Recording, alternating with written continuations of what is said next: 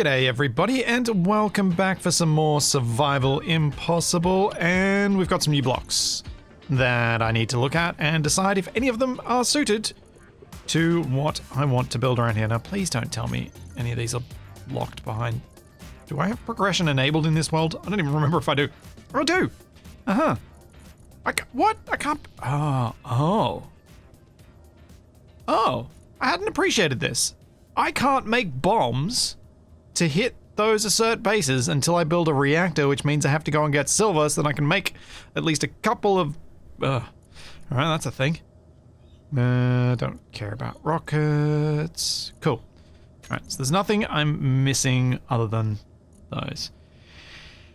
Now, pipes. These are something I'm going to use a lot of, I suspect. Because I've got a lot of opportunity for doing stuff with them just around the place. It is a pity they're decorative. I strongly suspect it won't be long till someone mods these to become conveyors and function as conveyors, and I would be very tempted to use said mod with these functioning as genuine conveyors. I mean, they occupy the whole block space. Why not? They're pretty chunky. What else am I likely to use? Flooring blocks. Yeah, I'll probably end up using those. It's a pity the pipes aren't in small grid. I'd totally use the pipes in small grid. Now, there is a block that I'm obviously going to use because I've been talking about it recently, and that is the connector. So, let's have a look at the large grid, small connector, and where its conveyor ports are. We've got just the one on the back. No, we don't. We've got top and back. Okay. So that's going to be quite useful. Let's go have a look at the spots where I was planning on using that. First, starting with the jerry can, because I've got some ideas from some of you guys about ways I can definitely improve the look of the jerry can and make it a bit more interesting. So I'll head on down to there after I escape the labyrinth.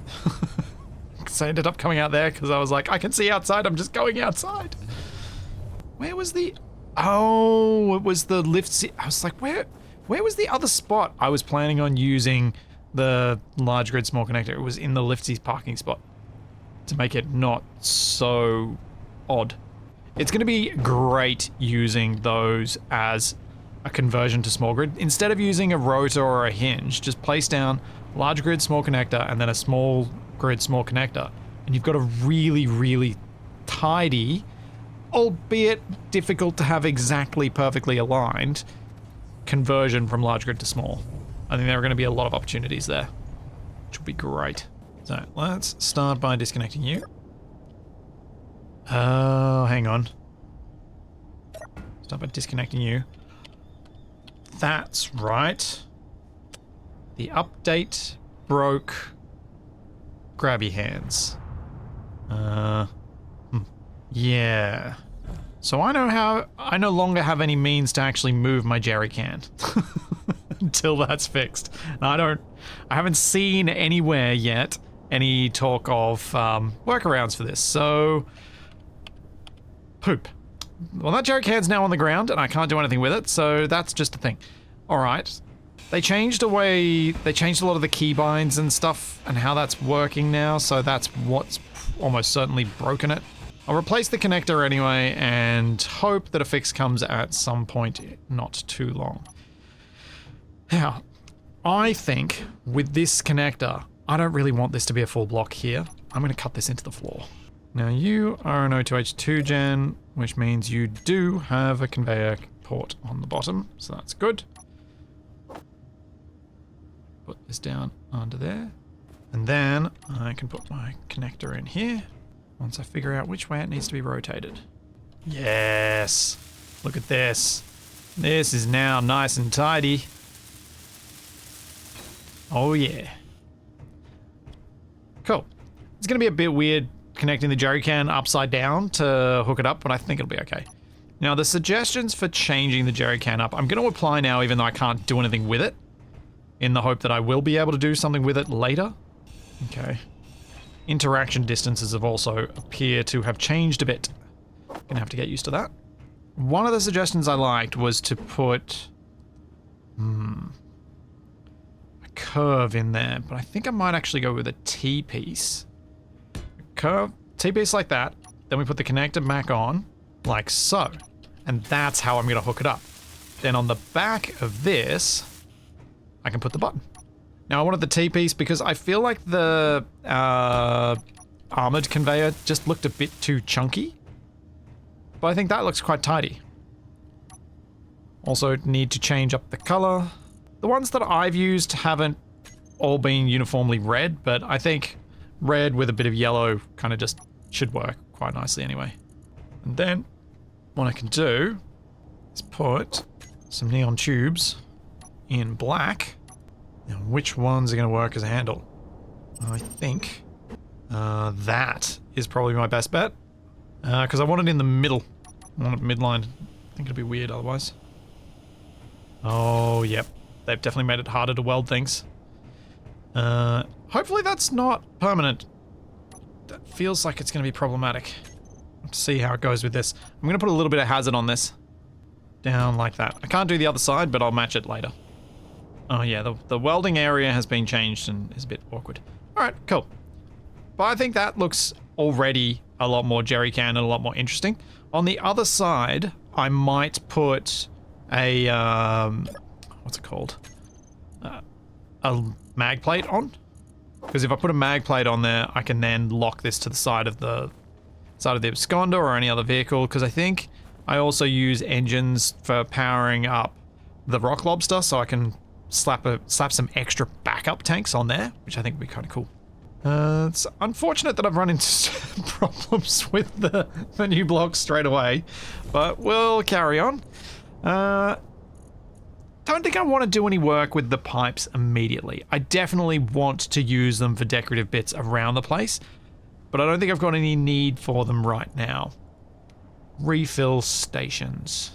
These might prove quite handy. My thought is, I wonder if these... Oh, it's big. Okay, maybe not so handy. No. My thought was gonna be, this would be quite handy if I added the mod that allows you to refill your bottles from a setup like this. But I'm not. I was kind of hoping to just slap one on the side of the absconder here so I can be like, fill up from it, because we've got the new smaller oxygen tanks, so I can put oxygen tanks on more things. Like, having a small oxygen tank would be delightful for a lot of uses. I kind of like that the small oxygen tank is not a 2x2 block. Having it just be teeny tiny is nice, because you don't need much oxygen. Even in my ridiculous settings I'm using here, still don't need that much. Alright, none of that's anything I'm working on right now. But these oxygen tanks may prove useful for the train I'm going to build.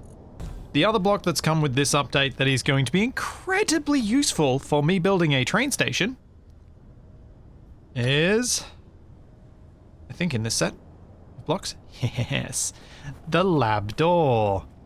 That looks very much like a glass sliding door, perfect for a train station. Don't you think? That makes me very happy. I'm so glad I didn't build anything before then. Alright, cool. So, I think we're well sorted. Now, I have been testing in creative mode some designs for the train station. And with a bit of testing, I was able to make a train that didn't require the 2 high blast door blocks for the rail. Admittedly, with the 2 block high rail, I could make the train go faster, but I'm not sure it was enough of a difference to be worth all of the extra challenges that that double height rail causes. So I'm going to go with a single high blast door rail. And I'm going to talk through all of my reasoning for that, because there are a fair few extra needs that I had to handle with this particular build that I'm not always, well, dealing with, and that I often ignore. So for example, one of the things I often ignore when I'm building here is how long something will take. I'm happy to build something slow and take my time and put the effort into making it decorated and all that sort of thing. But when something is 20 kilometers long, I've gone the wrong way, I need to make sure I'm actually going to finish it.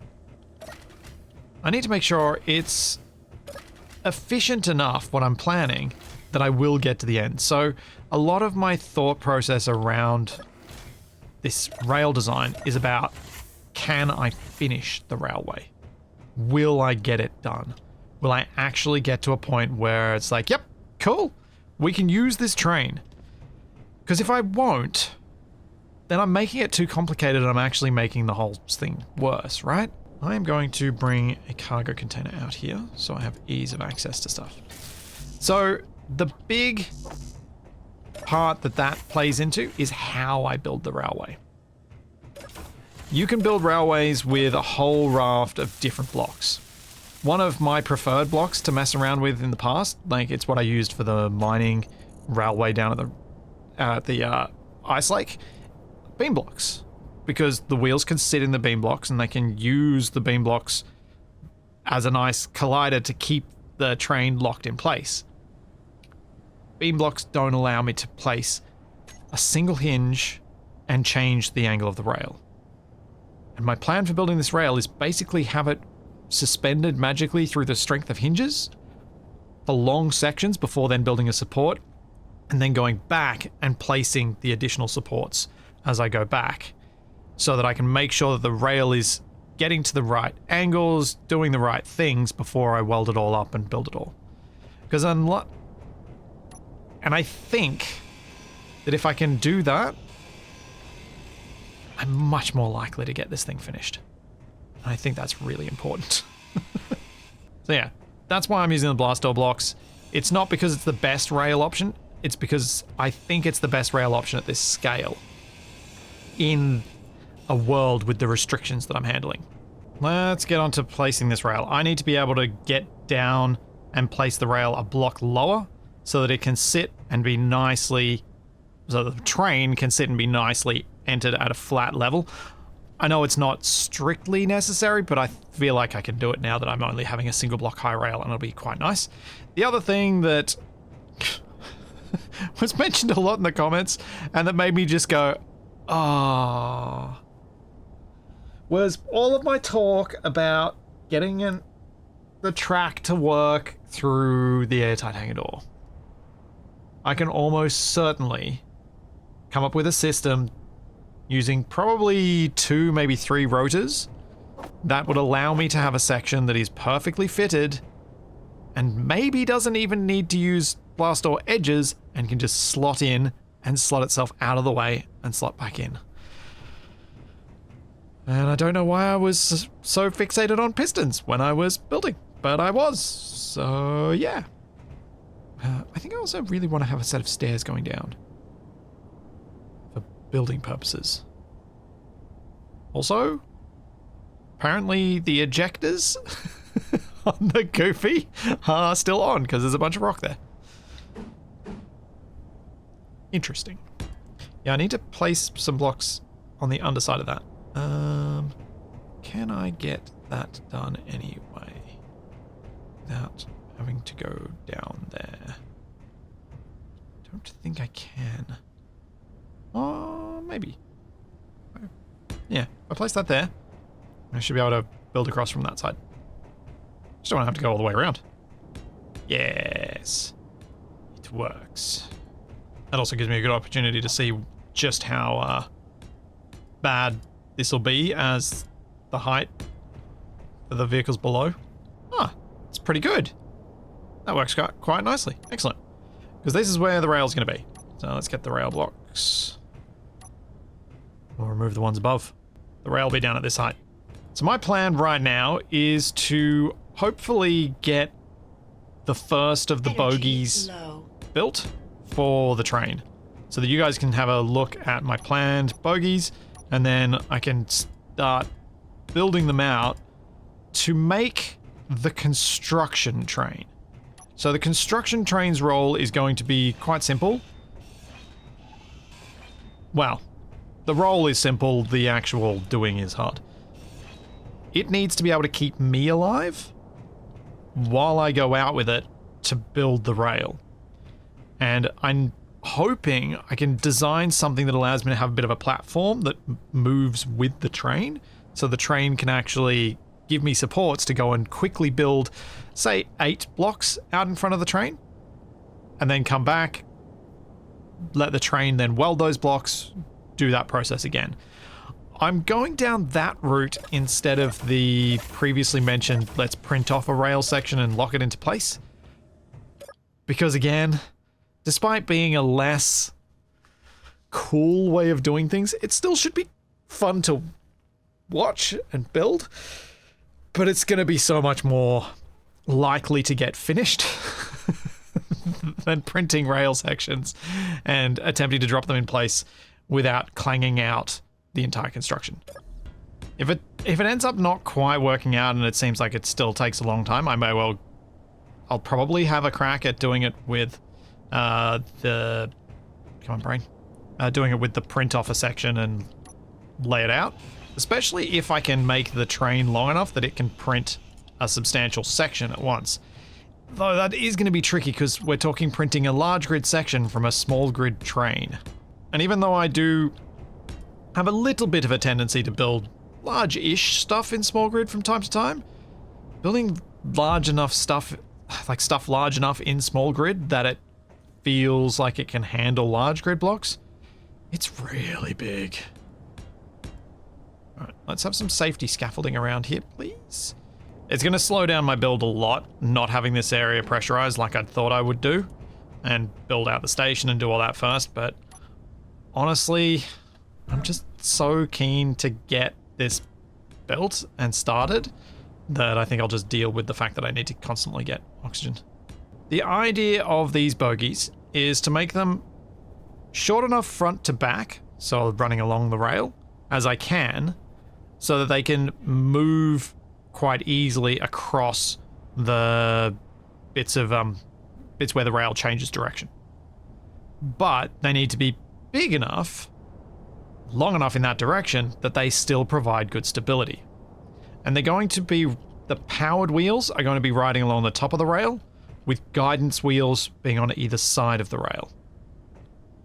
And I'm going to build this up fairly high so that I can place all these wheels, get their height adjustments in, and then drop it onto the rail. Which means I'm going to need quite a few layers of scaffolding around here, I think. Because this isn't really an environment I can bring any sort of other builder into. So, like I guess I could probably use a splatform here. Maybe? We'll see if I end up feeling like I need it. But I think for the complexity of what I'm doing, I'd prefer to just have it fixed. I think I'll just feel like I can adapt the design more easily.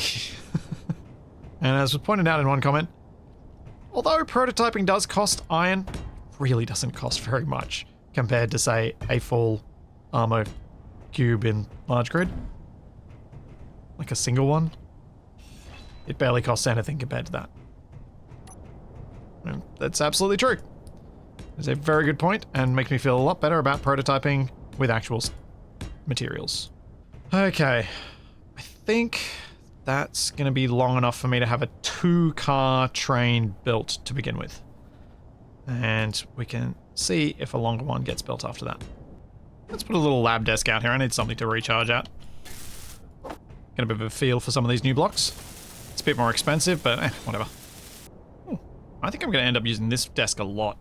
Alright, so for this thing, I need to see if I've got enough space here already to lay this out. What I'm planning on doing is for this construction train that I'm going to build first, lay out something that is going to give me...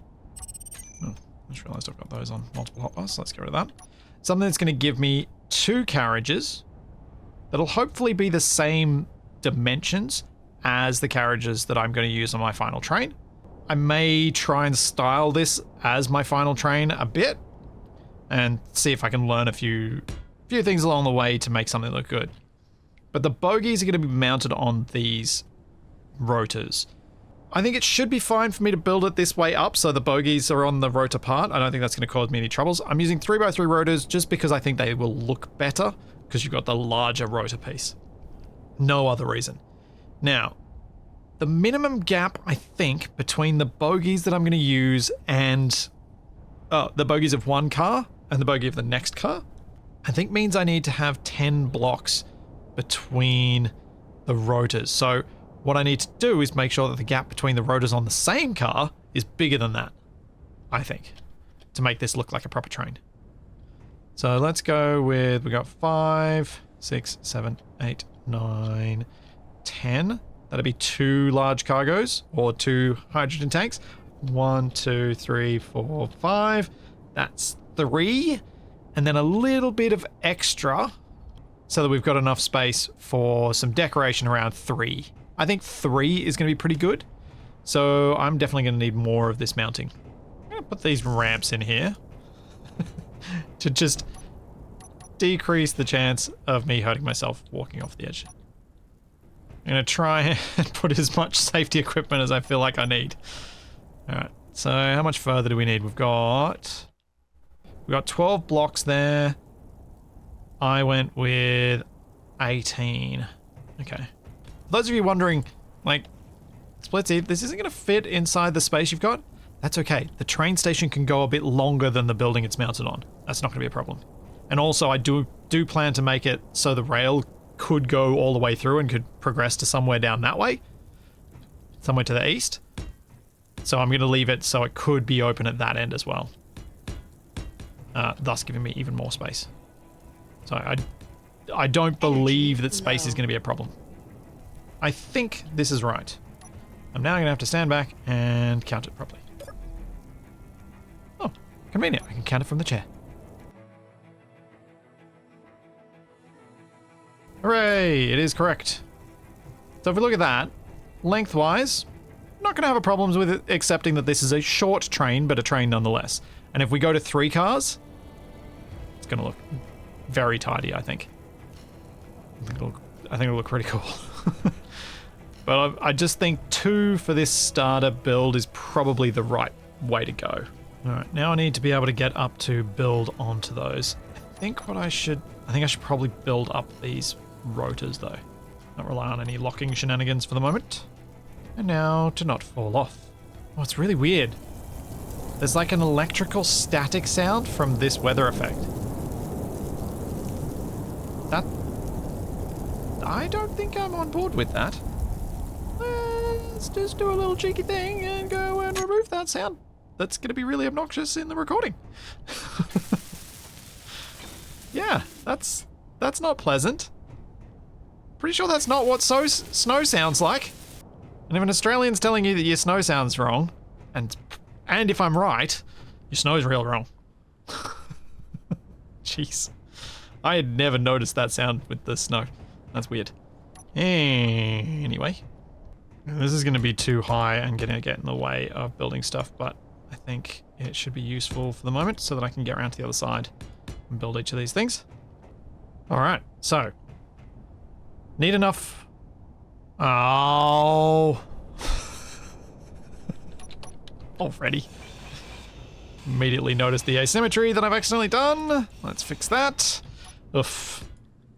It's in wireframe, but this should give you a bit of an idea about my plans for these bogies. So each one contains 10 wheels. Which, it's going to have a lot of wheels on this train. So it's 10 wheels per bogie, which means 20 wheels per car on the train. And I think all of the wheels are necessary based on my trials. So these 4 wheels here, let's use the Capac pointer.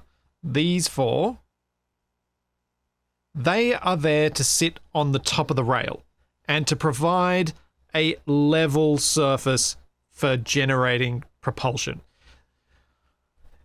I did some tests and having these wheels be singular, so having just on one side or trying to shift them so that it was sitting in the middle, the train liked to lean, even though we have these wheels down here, trying to resist that. It still lent just that little bit more than having these on top, which kind of showed me that these were doing a lot of the work and these were just more safety devices. These wheels down here, these bottom ones, sit at the bottom of that blast door piece. So if we see where the blast door piece would sit, it sits in here. So they run against the bottom of it. the 4 at the top run along the top of it, and that allows us to avoid having too much twist right and left, too much tilt left and right, and then we get nice propulsion from 4 wheels on top, with gravity providing enough resistance against those. To be able to place these wheels, because if you see, I've actually got the suspension mounted on the suspension. To be able to place those, I had to adjust wheel heights. So these wheels on the top, they're adjusted to 0 offset. These other ones, these side-mounted ones, they're adjusted as high as they can be this way. So they're not mounted upside down. They can move, and I'll show you with one of them. There we go. They can move all this way, and that's where they were spawned. That's where they started.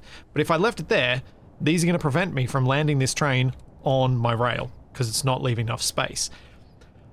The reason I've got these at their maximum, being just larger than the rail, is that I couldn't find another sweet spot with an odd numbered size left to right so that these bogies could sit centered on those rotors, where the wheels would be able to be moved back in so that the suspension can provide a little bit of give on them. So what I mean is, if they moved in a whole block, they'd never fit over the rail. If they move out a whole block, at their maximum pushing down, they don't actually touch on both sides of the rail. And I want them to touch on both sides of the rail, but I want there to be a bit of suspension give on both sides of the rail. So it's a very delicate balance to hit. And from my thinking, this was the best way I could hit that balance. Unless I made it even width, which meant that these bogies couldn't be mounted easily on a rotor to connect to the next bogie. They would have had to be rigid. And then having any sort of hitch between the two cars becomes more complex. And I was just like, you know what? I think this might be the easier solution here. Rather than dealing with where the middle of a pair of blocks is, rather than the middle of a single block when we're dealing with rotors. So yeah, that's the bogie plan. I now have to build another bunch of them. Hopefully when it's on the rail, all that stuff I just said will make sense. Like, to the extent that I'll probably feel like I should have said it then instead of now. But I wanted to say it now, because I was excited, because I finished laying out one of the bogies. And it's actually quite awkward laying these out without a jetpack. And I am super paranoid I'm going to fall off the edge here. I've also started thinking, what am I going to do about a test track? Do I lay out a whole bunch of blocks just so I can drive this thing and just make sure it is actually working? Do I start laying out the proper track? Is it going to be annoying to build a test track and then have to remove it? I kind of just want a straight section that I can move back and forth along safely, at least for a little bit. So I'm thinking I'll probably lay out a test track. It's one of the things that I've just remembered that had been brought up a couple of times, and I do think there is considerable merit to, but I still think I'm going to go with the less stable option, even though everything else I'm doing around here is being the sensible decision, but maybe that's why. So I'm being sensible in so many other ways that I feel like I'm going to go with the not sensible here. And that's about where the center of mass of the train will be. With the train, having these bogies mounted over a rail that's sitting down at about this height. If I then build everything up at this height, the center of mass is going to be quite high. If instead I made the train more like a saddlebag arrangement where the mass is sitting down here at the height of the bogies, I could then have a train that's going to be a bit more stable because the center of mass is going to be pushing through the rail, not above the rail. And therefore, the wheels are going to be working with less of a lever pushing against them. And that does make a lot of sense. However, I can't for the life of me come up with a way where I do that the rail cars don't end up looking really fat. Because of the length that I'm working with, and I don't think I really want to work with much longer than this, I think the saddlebag arrangement is going to make them look odd. And I'm not sure the ideas I have in my head are the good kind of odd. think they might just be the... Huh? The what are you doing sort of odd. So what instead I'm going to do is try and build the rail cars so that they're down as low as they can get. So instead of this beam being straight, I'm actually going to drop it. Possibly not even there, possibly even further in. We'll see how it goes with the wheels. Actually, no, they're probably there. So I drop this down. Since the rail's down here, I can drop this down low enough that it's giving me close to the rail, but high enough that it's still clear of the wheels. So I can probably be about there, because the pitch changes that this is going to go across are going to be so small that it shouldn't be a problem. But this should allow me, because what... Oh, so glad I built those ramps there. What this is giving me is 1, 2, 3, 4, and if I don't put this bottom row of armor blocks, 5 blocks below this height, where I can put my tanks. And if I accept that I'm going to have... I swear I have tanks on these up there somewhere. If I can accept that maybe I just have fewer tanks, I could have 2 of these quite comfortably down at this height. And that puts the mass quite low.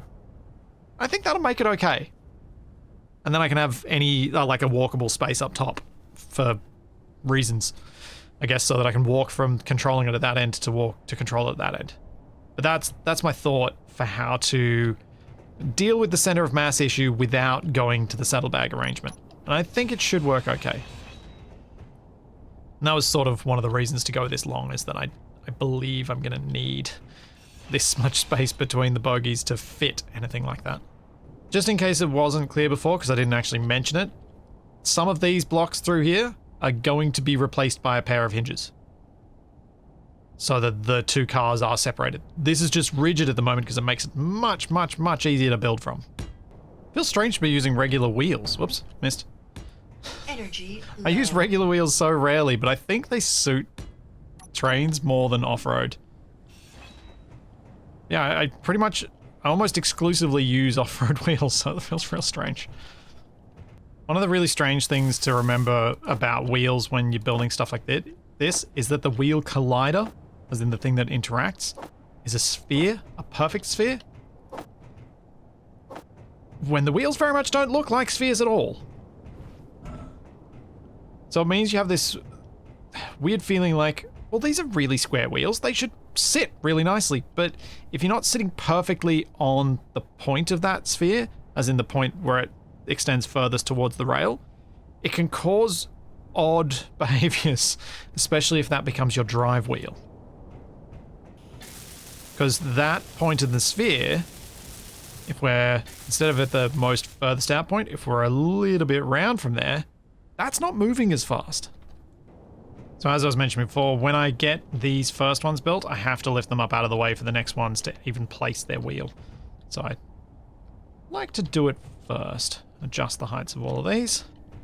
It helps when I actually place the correct one on the correct side, doesn't it? Oh, please. Ah, good. The ones above are at least right. Just put lefts down the whole side.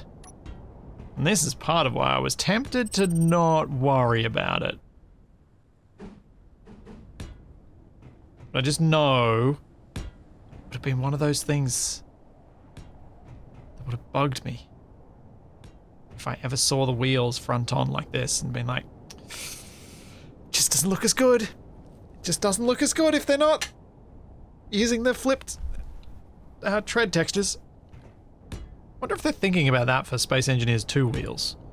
Whether you can have a toggle in the control panel instead of having it as a completely separate block that just flips the texture.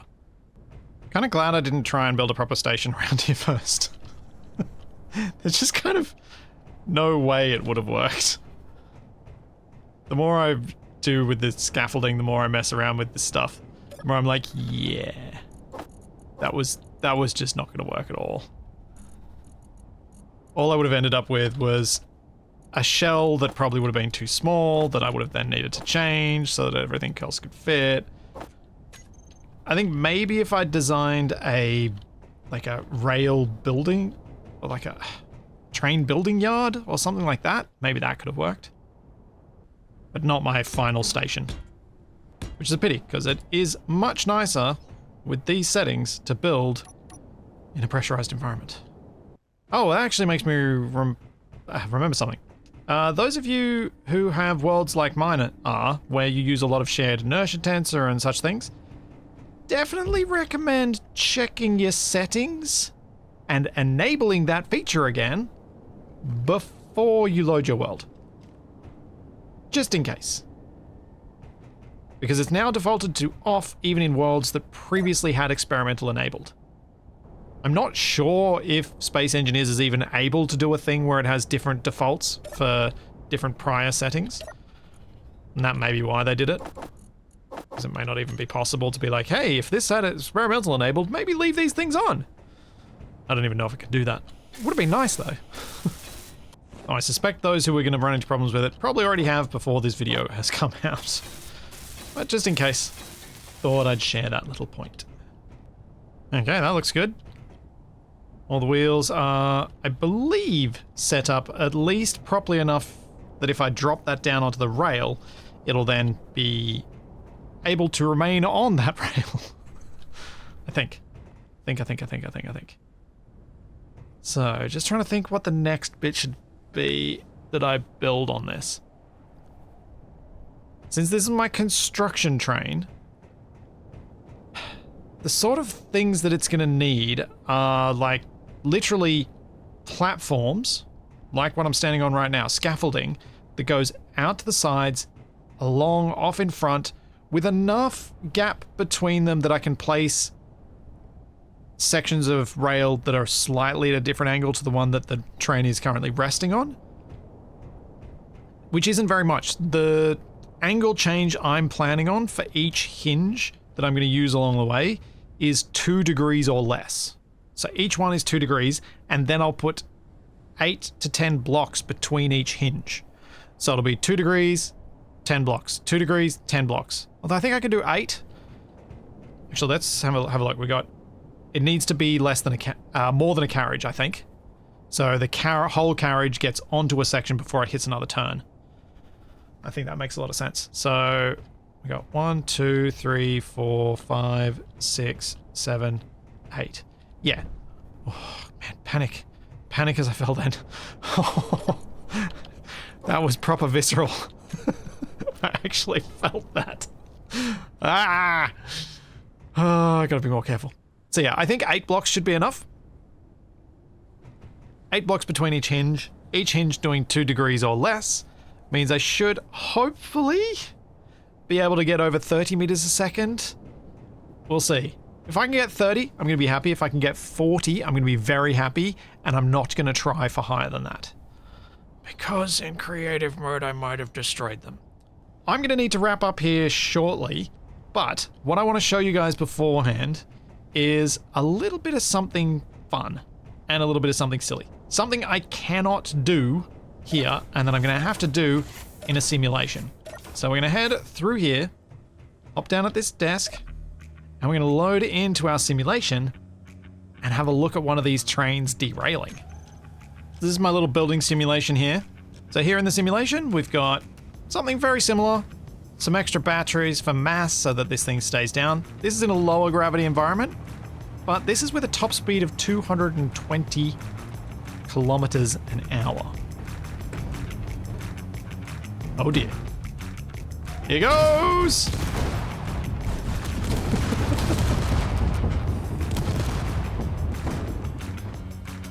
Oh! And this is why we don't want to see a derailment inside the real world. Definitely have to prevent that. Next week, I'm hopefully going to be dropping the train down onto the railway and building some sections so we can see if it works in the higher gravity environment, because I haven't tested it there, because I don't like to test everything until I do it in my actual world. Because that means there's always a risk that something can go very, very wrong. So there's all that and plenty more to come, and I will see you then.